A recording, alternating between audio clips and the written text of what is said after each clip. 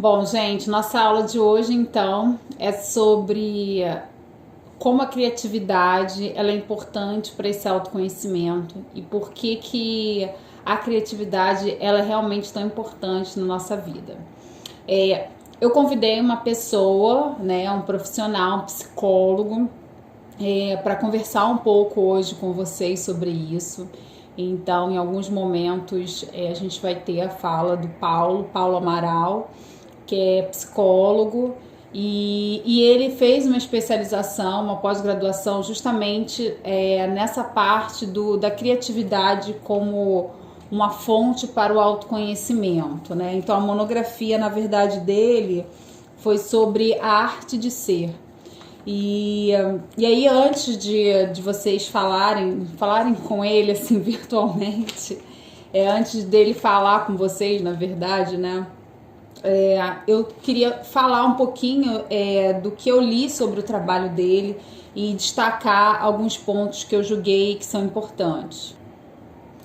E aí tem um trecho que o Paulo fala que esse processo de criação, ele na verdade é um processo que se caracteriza pelo mecanismo destruidor entre aspas, das sensibilidades racionais. Então, que a gente somos seres muito racionais. Então, a gente precisa, nessa questão da liberdade, da criatividade, de liberar esse processo criativo, de alguma forma destruir, entre aspas, sensibilidades racionais da personalidade em favor das não conscientes e dar vazão àquilo que a gente realmente sente, facilitando uma maior compreensão dos processos criativos de ordem inconsciente, muitas vezes desconhecidos e ignorados por nós. Então, assim, é isso, como a gente às vezes não se conhece, não consegue entender esse mecanismo das nossas emoções, a gente enfim, ignora realmente tudo de ordem inconsciente que pode vir a ser criativo. E aí ele vem falando que esse processo ele só se torna eficaz caso o indivíduo se utilize de todo o seu saber interno, né, integrando, é claro, a consciência sobre si mesmo, dando vazão, né, a todas as manifestações da nossa personalidade em prol desse fenômeno. E aí o que me chamou a atenção é que ele vem falando, né, que conceitos que às vezes são muito mistificados, como inconsciente, imagens, divino, eu superior, autoconhecimento, mundo interior, e tantos outros conceitos que a gente, na verdade, mistifica, eles acabam, eles, de alguma forma, eles constroem a nossa identidade entre aspas, fazendo a gente adquirir uma nova consciência sobre a gente mesmo. Então, assuntos que, na verdade, às vezes a gente julga como tabu, como menos importantes, né? Sei lá, o que se passa no meu inconsciente, qual é a imagem que eu quero passar para as pessoas, ou às vezes qual é a imagem que o outro tem de mim, né? Porque às vezes eu acho que eu tô passando uma determinada imagem e tô passando outra. Então, o que é o eu superior, o que é autoconhecimento, o que é mundo interior, né? O que eu sinto, o que são emoções, isso tudo, na verdade, acaba criando, são coisas que nos criam, que fazem parte da gente, mas a gente não dá muita importância ou não se conhece o suficiente, né? Então, se a gente não dá atenção a esses conceitos, a gente acaba dificultando uma melhor compreensão do nosso processo de autoconhecimento e isso acaba influenciando diretamente nas tomadas de decisões que a gente faz na vida, tá?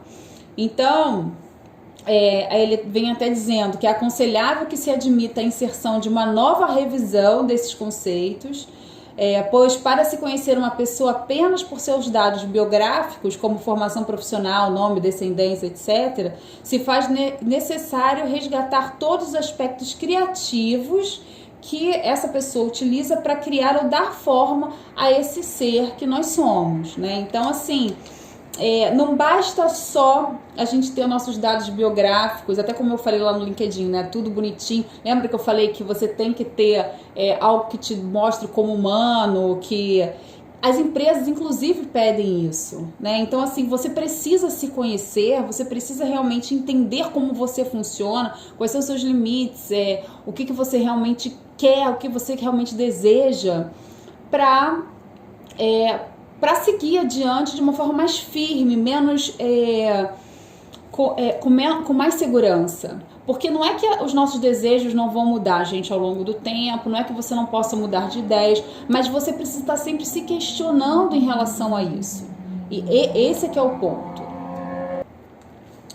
Eu vou ler um trechinho para vocês aqui do que o Paulo escreveu sobre essa questão de criatividade, amadurecimento e autoconhecimento.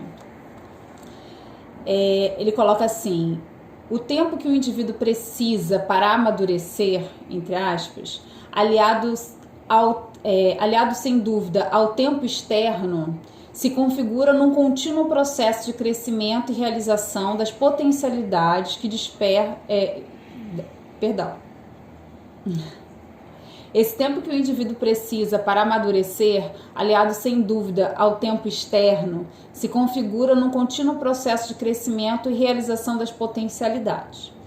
O que não se pode negar é que a descrença ou a desvalorização desse potencial criativo pode levar o indivíduo a mergulhar em seu próprio vazio e a experienciar um estado de completa inércia.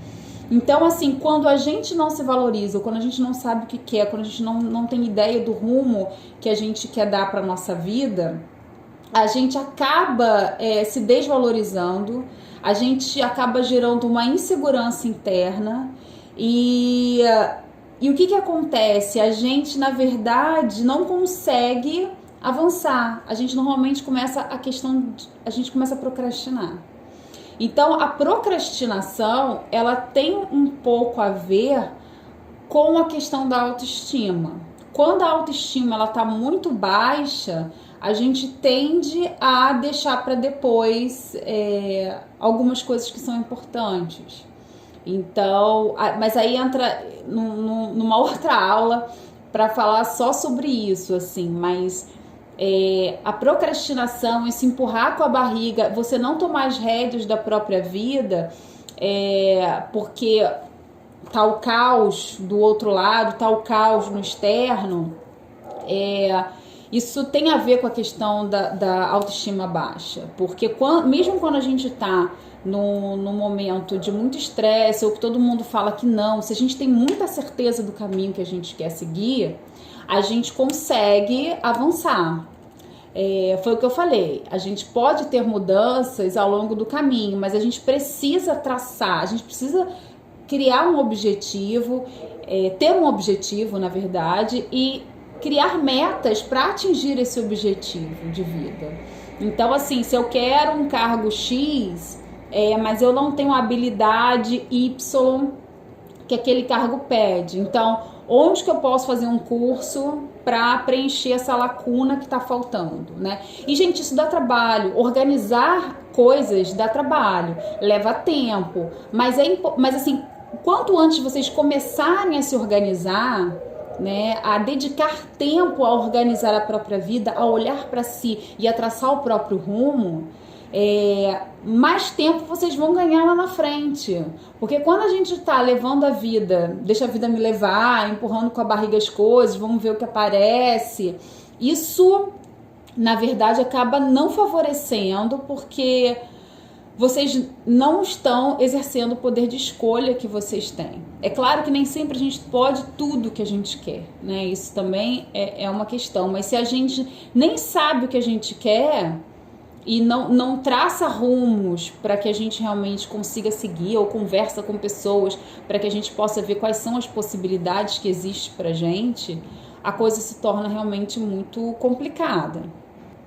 porque isso gera frustração. Então, assim, a gente fica frustrado, aí a autoestima cai mais ainda. Então, a gente realmente precisa ter um foco. E aí, nesse sentido, Paulo vem falando assim: compreende-se o ato criativo como um intenso comunicar-se, uma total integração da personalidade como um todo e que envolve a busca da identidade. O processo de criação pressupõe uma visão global e de contínuo crescimento, sem caracterizar qualquer valorização de atos extraordinários, produzidos por alguns privilegiados, como os pintores, grandes cientistas, atores, etc.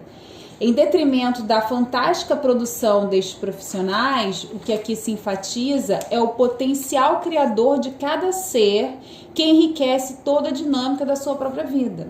Então, na verdade, assim, essa coisa da gente ficar se comparando com o outro, cada um tem uma história de vida diferente, cada um tem uma condição diferente, teve experiências diferentes, então nenhum ser é igual ao outro, né? Então, assim, eu sei que a gente sempre se compara, mas vocês também às vezes se comparam com pessoas que são pessoas que já, às vezes, muito mais velhos que vocês, que já têm toda uma história, ou que puderam dedicar a vida só àquilo, só fazer aquilo.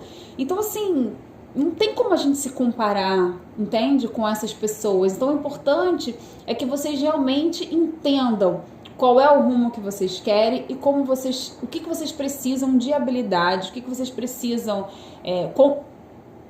adquirir, ou o que vocês já têm e não valorizam, né? Vocês precisam aprender realmente a se caracterizar, a se entender, a se descrever sem medo, né? Sem receio.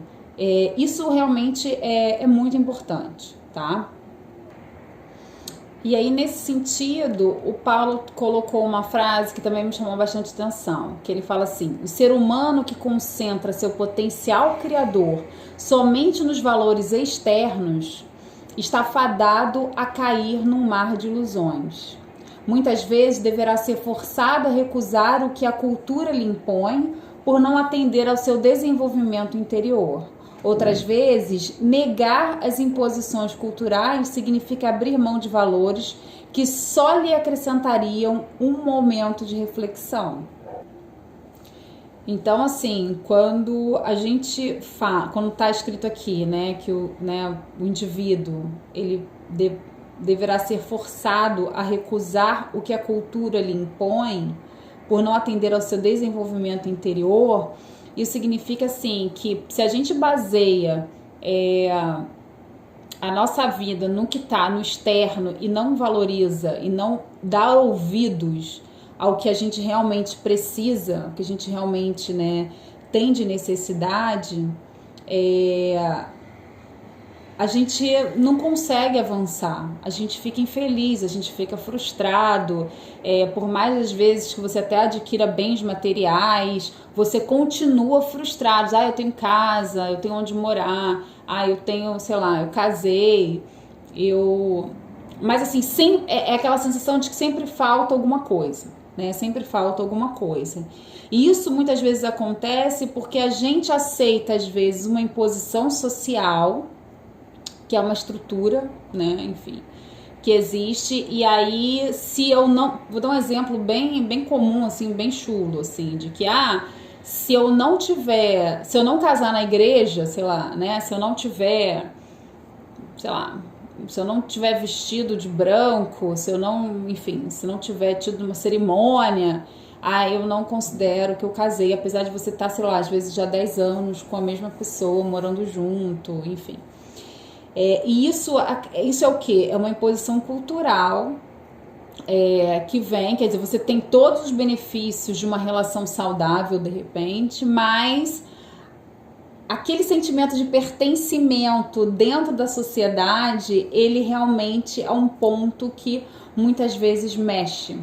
E então, assim, entender como a gente funciona, o quão as nossas frustrações, elas são fruto realmente de um desejo nosso, ou são fruto de algo que é externo, é importante que a gente tenha essa consciência, porque não é fácil mudar esses paradigmas, né? Então, tem culturas que realmente são muito fortes e que se você não faz parte daquilo, você realmente... Se você não aceita aquilo, é como se você não fizesse parte da sociedade. E isso é muito difícil de lidar, né? Porque somos seres humanos, somos animais racionais que vivemos em sociedade. Por isso, inclusive, que essa pandemia está sendo muito difícil para algumas pessoas, porque por causa desse isolamento, as pessoas sentem falta realmente dessa convivência e de ter uma maior liberdade de ir e vir, de fazer as coisas. Então, enfim. E aí ele termina, né, com a frase: negar as imposições culturais significa abrir mão de valores que só lhe acrescentariam um momento de reflexão.